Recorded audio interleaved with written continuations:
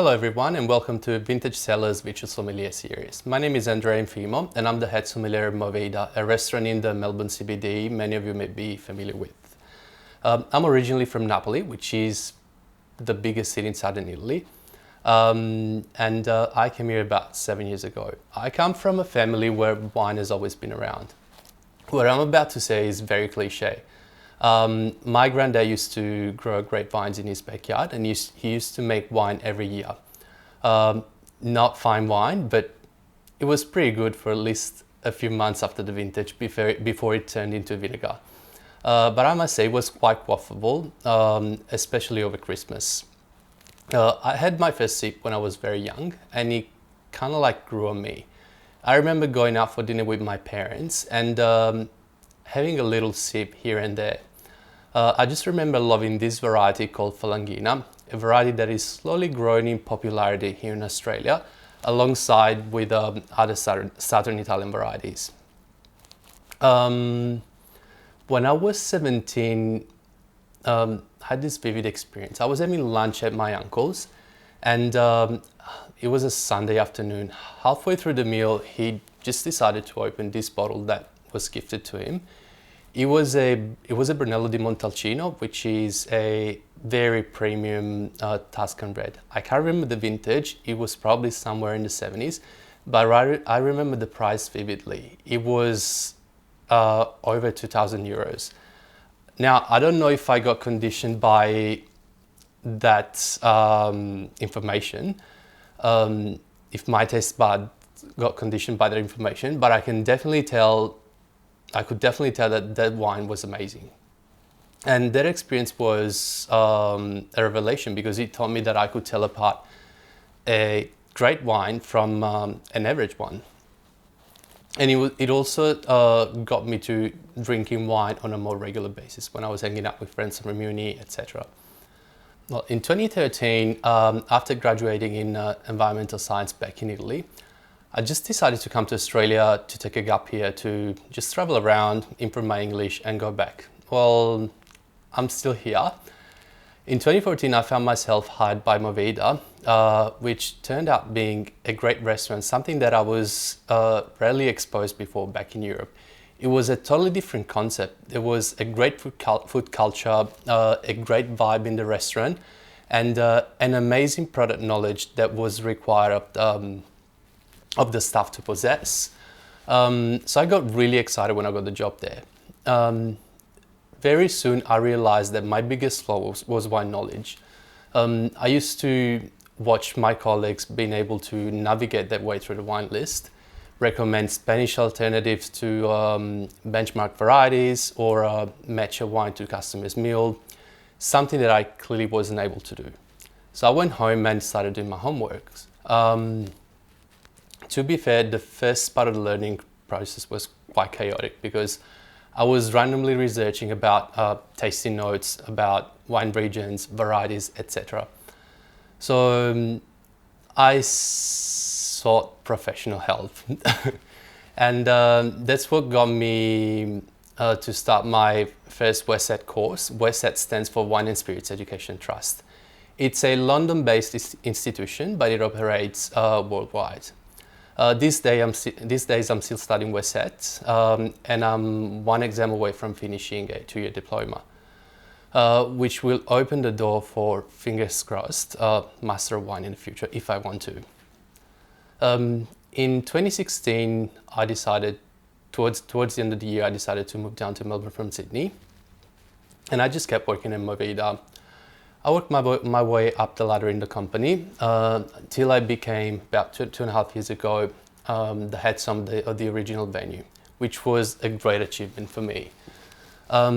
Throughout my years in Melbourne, I surrounded myself with a bunch of wine nerds, people who I love, people who I love tasting with, drinking with. We usually go for a wine excursion to different wine regions across Australia. We attend masterclasses together. These people have been great and still are great influences in my career and personal development because they really helped me and still help me to understand what I like and what I look for in a wine. Of course, I think even an inexperienced palate will be able to tell apart a delicious wine from something average. But delicious is not the only thing I look for in a wine. I look for a story to tell. I look for producers that care less about profit and more about the environment, the integration of grapevines with natural ecosystem. I look for typicity. There's nothing more rewarding than being able to tell what variety you're drinking, where that wine comes from, and ultimately I look for freshness. I think the key to freshness is acidity, something that the vast majority of the public sees as a pejorative, but it's not. Acidity is one of the best qualities of a wine. You can't age a wine if it doesn't have enough acids, and I just love that crunch that acidity imparts to a wine. Let's now move on to the wines that I chose for tonight. But if you guys have any question about what we talked about, just feel free to comment below. Being the head sommelier of MoVida is exciting because not only I get to work with great food, but I also get to select drinks that match that food. We must have a strong Spanish and Australian representation, but I have a fair bit of freedom, and I can list a lot of great wines from all over Europe and pretty much all over the world, from great Burgundies like Domaine du Gapi or Domaine du Jacques that you can also find at VC, to Argentinian Malbecs like Catena Zapata, and I do love cava, which is Spanish bubbles, but I couldn't imagine a list without champagne. Speaking of champagne, this is the first wine we're going to talk about tonight. I chose a champagne because I visited the region quite recently. It was August 2019, and it was by far one of the most educative experiences I've ever had in the wine world. I think out of the maisons that I visited and out of the grand marques or the big brands in Champagne, Louis Roederer is definitely the one that stood up by far, for several reasons. First of all, because they're one of the most serious maisons and they aim for quality in any of their wines, from the entry level, the non-vintage, to the top cuvée, which is the Louis Roederer Cristal. And there's quality from the vineyard to the bottle. I remember taking a long walk through the Côte de Blanc. Côte de Blanc is one of the three main subregions of Champagne, where the vast majority of Chardonnay is planted. And Champagne, unlike other wine regions, doesn't have many estates. But the main rule is that majority of wine producers own different plots, and different plots contribute to the final blend all over the region. So I was walking through these vineyards and I would see quite set looking plots and these beautiful vigorous plots which had the tag of Louis Roederer with beautiful healthy grapes on them. Then I visited the Maison and it was another amazing experience. Unlike other big brands, Louis Roederer don't own like those big chalk caves called the Crayère, but they're very thorough about everything else. This wine tonight was an unusual choice for me. The Louis Roederer Vintage is a blend dominated by Pinot Noir, whereas when it comes to Champagne, I tend to like Blanc de Blancs, aka Champagne made from 100% Chardonnay, or generally speaking, white grapes. But this one is just amazing. Let's try it.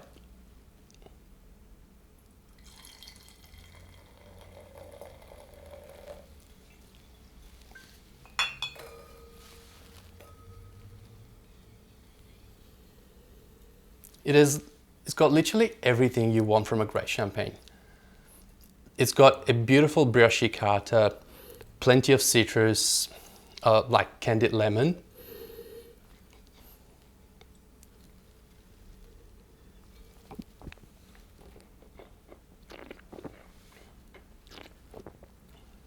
The palate is quite rich, generous, and that's because the blend is Pinot Noir dominant. but it's got that beautiful searing acidity, a long finish, and that chalky mouthfeel that you always want to have in a champagne. And that lovely dried apple character that is a sign of a little bottle age, but all these layers are super well integrated, and it's just such a great wine. You can't get enough of it. Let's now move on to the next wine. I normally tend to prefer European wines, but this gap between European and Australian wines keeps narrowing because the quality of Australian wines just keep improving exponentially year after year. Like most Soms, I love Riesling. That's the reason why I chose Franklin Estate.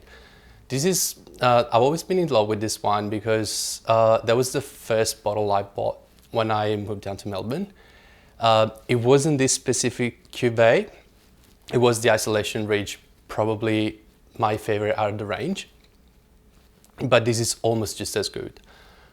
Franklin Estate is based in a region in Western Australia called Franklin River, which is a sub-region of a greater region called Great Southern. I think majority of Riesling drinkers in Australia are probably familiar with South Australian appellation like Clare Valley, Eden Valley. The reason why I like this Riesling over the ones coming from those regions is because it's got more body and character. Usually a Clare Valley Riesling tends to be quite zesty, very limey. It's very light in body and super bright. I just find that this wine has a bit more personality. I love this wine, because it's a family-owned business. It's certified organic, and grapevines at Franklin Estate are treated as part of the natural ecosystem. Like I said before, they make two cuvées. The dominant soil is ironstone. That's where the richness in the wine comes from.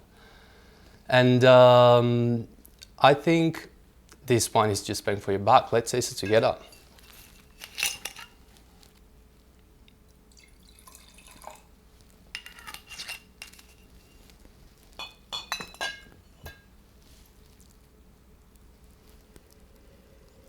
It's got a lovely aromatic nose. You can tell almost straight away that it's a Riesling. There's a lot of citrus going on. I can smell a lot of tangerine. There is a little bit of ginger, a little bit of pineapple, like a slight tropical note. And that flintiness that you always want to see in a Riesling.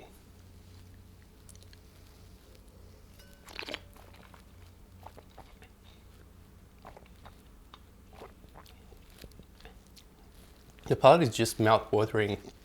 It's like a great balance between acids and sugar. The finish is quite long, and that flintiness that you can smell on the nose repeats itself in the palate. I think for less than $30, it's just a great wine.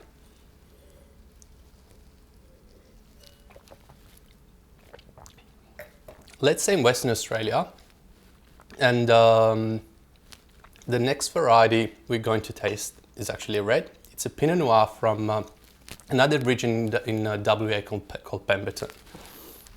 Western Australia is more notorious for its Cabernet Sauvignon blends or Sauvignon Blanc Semillon blends, and of course oaked full body Chardonnays.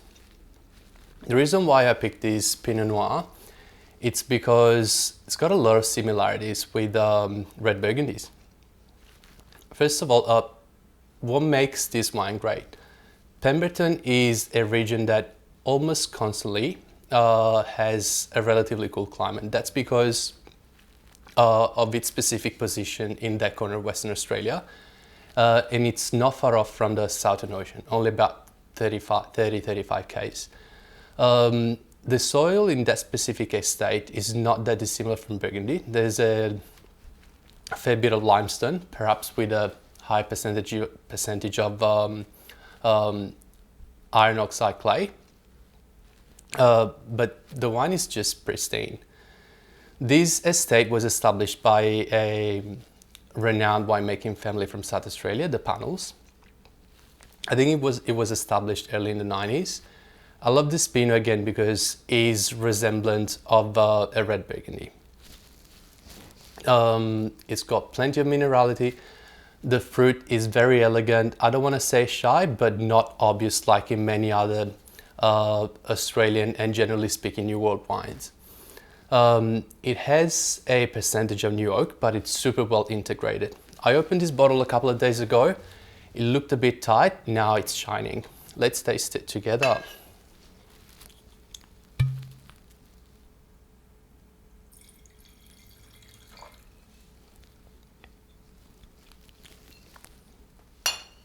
So it's a 2017, which was a cool vintage.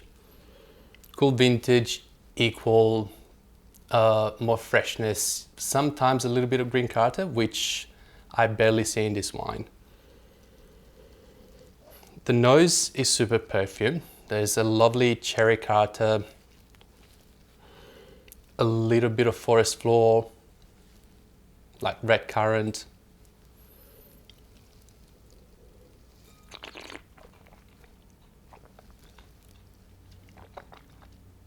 Yum. Again, this is what I want to see in a wine. Remember the crunch I was talking about? That's the acidity that plays a key role in every wine. I think the that touch of vanilla and toast imparted by the oak is super well integrated. The tannins are super fine.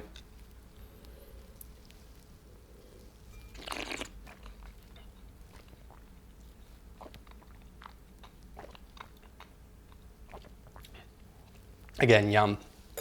Another great wine. Let's now come back to Victoria. And this is where we're going to kind of end our journey with a white first and then a red. The white that I chose from Victoria is this beautiful Chardonnay from Bannockburn. Bannockburn is an estate located in the region of Geelong. This winery was founded back in the 70s by Stuart Hooper, who was a businessman with a great passion for wine. Stuart selected these beautiful plots. He was looking for the best soil in the Moorabool Valley, which is near the township of Bannockburn, where the winery takes its name from. And initially, the initial plantings were Shiraz, of course. Then in the 70s / start of 80s, when the Australian wine industry was based on the Bordeaux school, he started planting Burgundian varieties, which are pretty much Pinot Noir and Chardonnay, which was a revelation and also a great choice because those grape varieties were super well suited to the Geelong cool climate. Honestly, like even in summer, we rarely see a super hot day in Geelong. And for the majority of the year, there is a good amount of rainfall and wind coming from the Southern Ocean. When it comes to Chardonnay, well, Chardonnay is actually a variety that is suitable to a different range of climates. But the Chardonnays that most of us like are the ones that come from a slightly cooler or moderate climates, just because they display that lovely citrus character as opposed to that very ripe tropical character of warmer climates. I love Bannockburn because it comes from a cool climate, but it's not too cool. So you get to see both the lovely citrus character, normally on cooler vintages, a bit of orchard fruit, and plenty of white stone fruit, the beautiful white nectarine, white peach that comes from usually moderate climate. I love it because of its proximity to the ocean. That means that sea breeze literally brings tiny deposits of salts on the grape skin, and you get the lovely salty tang on the wine. Plus amazing soil, plus amazing winemaking techniques, and these guys always only employ French oak, and throughout the years they learned how to master it. This day they only use 20% new oak for the Chardonnays, which I think is probably the right amount for the recipe. Let's taste it together.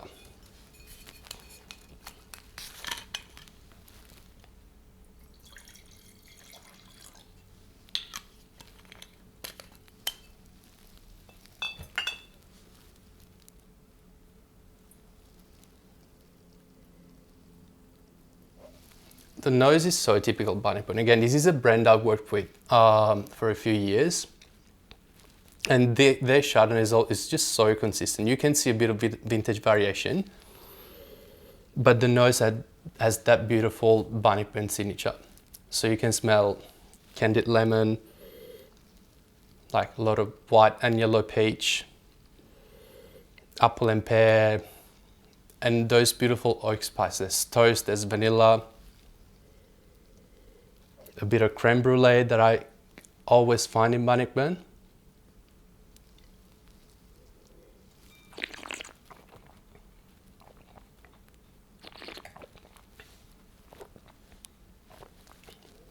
The palate is quite opulent, it's plush and generous, and that's also because 2018 was a riper vintage than, let's say, 2017 or 19.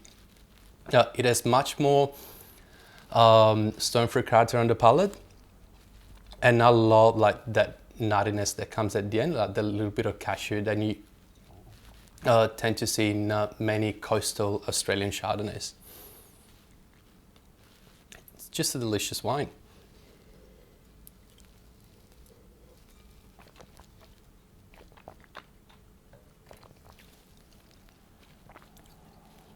If you love a big oaky Chardonnay, you may be happy with this, but what I love about this wine is that despite being quite full body, still has plenty of freshness. Let's move on to the final wine. This is an interesting choice.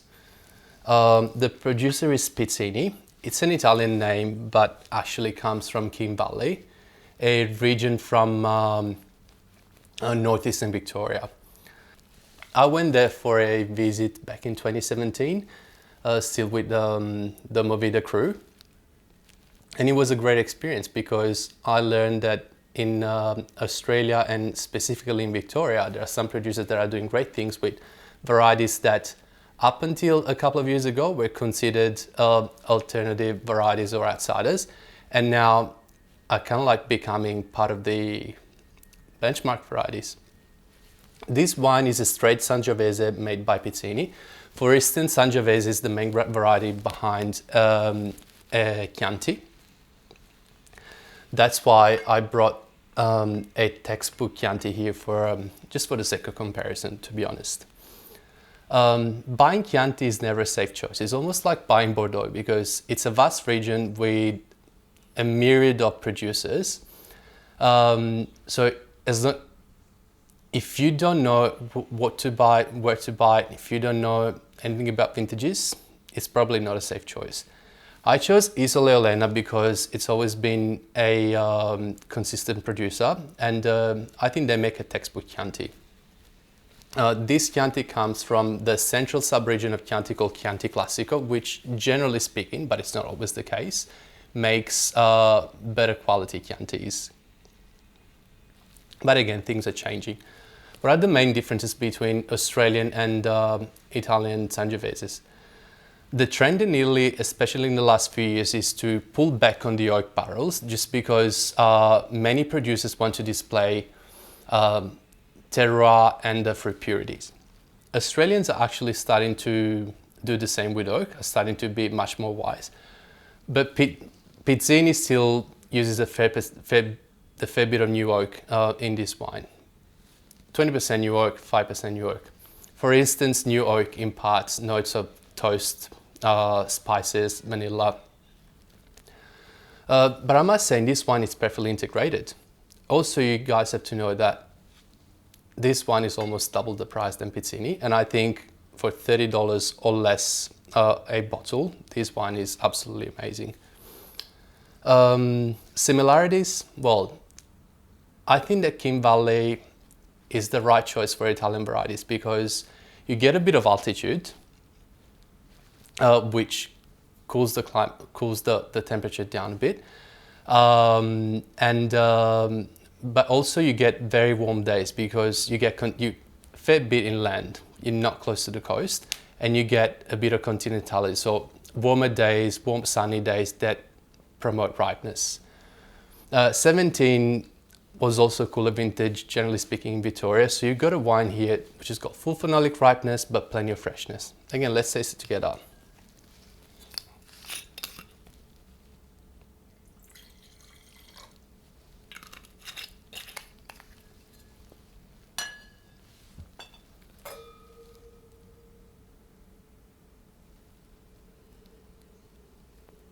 It smells like Sangiovese. The first thing I look for in a Sangiovese is that red cherry / sour cherry character, and it's very obvious in this wine.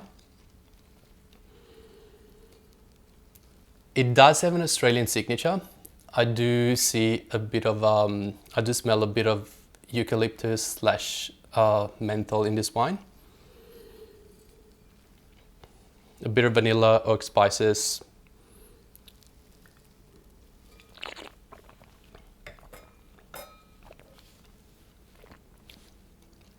And again, for an entry-level wine, it has an amazing structure.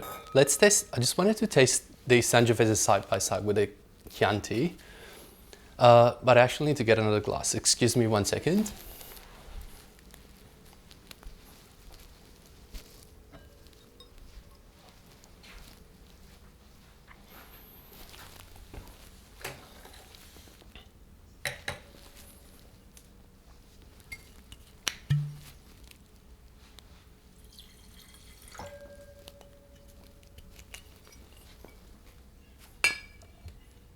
Pour another splash of pizzini, just to have the same amount of wine in the glass.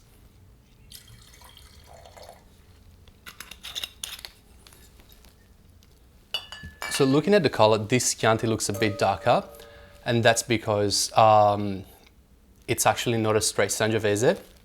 There is a small percentage of Carnaiolo, which is a Tuscan variety, and believe it or not, 5% Syrah, which is allowed in small quantities in the blend in Chianti.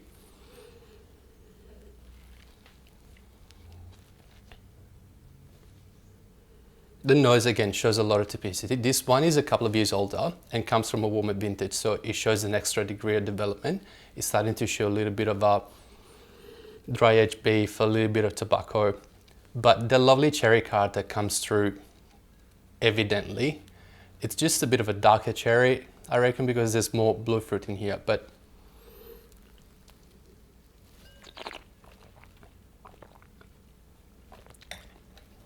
let's taste it. So compared to the Sangiovese, being an European wine, the fruit is a little bit shyer, but it's definitely there. And the tannins are slightly bigger. Although the shape is quite similar because we're talking about Sangioveses anyway. I'm really curious to see where this grape is going to go in Australia, as I'm seeing more and more producers to working with this variety and making really good wines. I remember a couple of years ago when I went to the Australian Alternative Variety Show in Mildura. That was the last year where Sangiovese was considered an alternative variety. And yeah, being Italian, I'm really proud to see winemakers working with it. And I really hope that it's going to be as successful as all the other varieties have been. Thank you very much for tuning into my Vintage Sommelier session. It's been great to share these wines with you guys. And if there's anything that I missed, if you got any question, please feel free to comment into the link below. I just wanted to thank Vintage Cellars for giving me this opportunity. They've got a great range of wines available in store and online. To be honest, one of the best selections in the country. Thanks again.